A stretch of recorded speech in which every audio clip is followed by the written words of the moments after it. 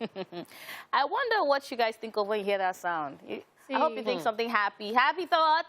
They think of ESplash. I think of ESplash. All right, guys, welcome back to the show. Of course, it is the hottest lunch hour show on Nigerian TV. Yes, I said so. Now, I have something to tell you. Stop waiting for a miracle to happen to your life. This life is yours, literally, and it is your duty to take charge of it, and it creates the exact kind of life that you want. You only need to realize that it's also important to be in charge. So get motivated and be self-reliant. Now, today we have put together 5 steps that you can use to take charge of your life. Why? Because this is Daily Top 5. 5, 4, 3, 2, 1, watch me.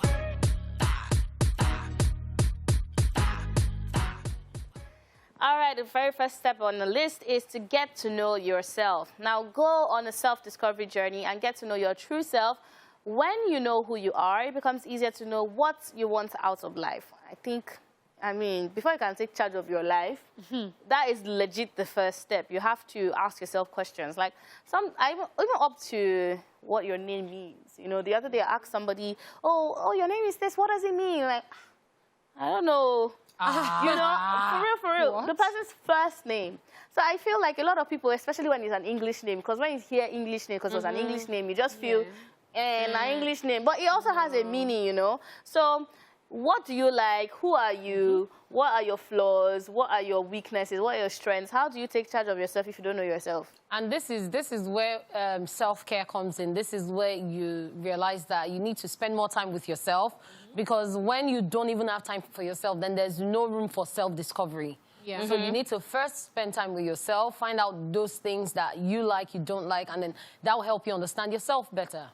That's right. All right. So another thing that can help you take charge of your life is when you decide the life you want for yourself. Ask yourself, what kind of life will bring me fulfillment? How will I leave this world better than I met it? What kind of life partner do I want? What do I want to be remembered for? What lifestyle do you want to live? And this comes right off what you said. For you to be able to make any of these decisions, you need to know who you are. Because when you know who you are, you know what you like and don't like. You can now take that a step further to now say, okay, you know what? This is the kind of person I want to be. This kind of family I want to have. This is the kind of friends I want to have. This is the kind of people I want in my life. This is where I want my career to go.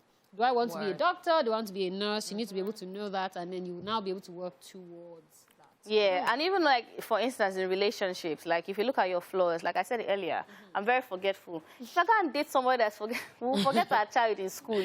Like, you forget each other's baby. Oh my goodness, wow. You know, so you have to actually look at someone that complements you. If you know that you're very scattered, I mean, it will help you if you're with somebody that's more organized. If you know that you have a hot temper, you go and meet somebody with hot temper, you burn the house down. So how can you choose somebody that is supposed to be your life partner or supposed to be even your friend when you don't even know who you are? It's really something to think about. All right, the third step on the list is do a life edit. Now, get rid of anything that doesn't align with the life that you want to create for yourself, from your relationships to your self-limiting habits, your negative belief systems, etc. Write down everything that needs to go and start the work now.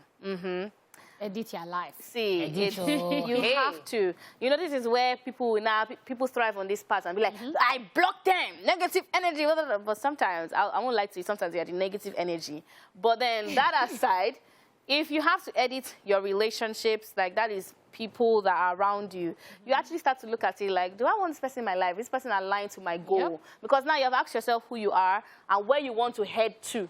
So now you have to now look around. Will this person help me, or will this person bring me down? Or will this thing I'm doing help me? Very true. Or will this thing I'm doing bring me down? So those are the things you now need to edit, because you have to go somewhere and something has to change. And then you also need to know what to take, because there are some things that you might be taking in the past, but while you edit your life, you realize, do I still want to take this? People are taking me for granted. Because of these things, I believe I need to stop it. So that's why you put a stop to some things. You don't necessarily need to block. Like Dala taught me, there's a way you can mute people.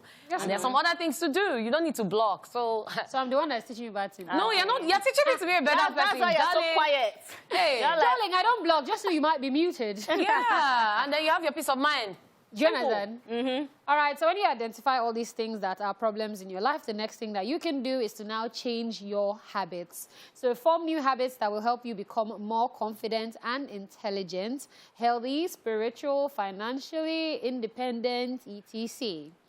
habits like reading, meditation, affirmations, etc. will sure be a good idea. That's right. Yep. And that makes a whole lot of sense because you can't say, hey, this is how I am now. And that's something that a lot of people say. When you see that you have a problem with the way you function, or I won't even call it a problem, let's just say that you don't know better. Let me put it that way. So now that you know better, the next thing for you to do is to do better. Yep. So change the things that you feel like you need to change. If there are people in your life that you feel like they're not adding to your life, like I had a friend, I would drive all the way to her house, pick her, drive her to church. She would put her friends, everybody in the car. Her family would be in the car. I'll drive them back to their house. I'll go back to my own house. Never one day did she say, oh, let me get you fuel or anything. Wow. We'll go out to eat. You say, but I just realized that you're sucking my energy. What did I do? I limited, limited conversation. So I'm like, oh, Sunday, I'll meet you in church. I just realized that it just made me take more time in the morning for myself to get ready. I'm more calm. I'm not doing, I need to go and pick, I need to. So it's just little adjustments that you make sometimes that make your life better. So, Word. All right, the fifth step on the list is commit to the process. Now, it's very easy to want to take charge of your life. The hard part is staying committed to the process. Now, challenge yourself to do something every day that will shift you closer to that life that you want. I think that in this case, you have to do things with baby steps. Like, for instance, if you're maybe an alcoholic, you can't just say, I mean, you can do it, but if you just wake up in the morning and say, I'm never in my life, because it might not really happen that way. You might actually say, okay, maybe if I was taking X amount of bottles, I'm going to reduce it and until it's a gradual thing. So for me, I just like, how do I even manage like my forgetfulness? And I have to start adding the new habit of asking myself that question when I'm leaving. What did I come here with? So you'll be thinking I'm crazy, but I know what I'm asking myself. What did I come here with? So, you know, but it's something that, you know, has improved with time. It's not there yet because life is always a journey, it's always a process.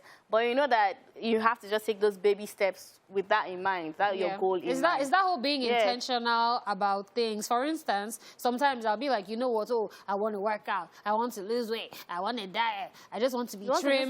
No, when I say lose weight, like I'm like, let me not get to the point where I need to lose it. Wait now, no, I'm like, let me not get to the point where I have to start trying to lose it. So I'm like, from time to time, it's like a maintain type thing. So then I'll say, oh, I'm not going to eat this at all. Next 5 minutes, I don't shop. So you just have to tell yourself, you know what? I used to eat it 10 times in the week. This week, I'm only going to eat it once or twice. And that's what you're saying, like moderation and just doing what works for you. So guys, when you decide to change your habits, you need to understand that consistency is key. Once you're consistent and you keep growing, things will get better and you'll be able to take charge of your life.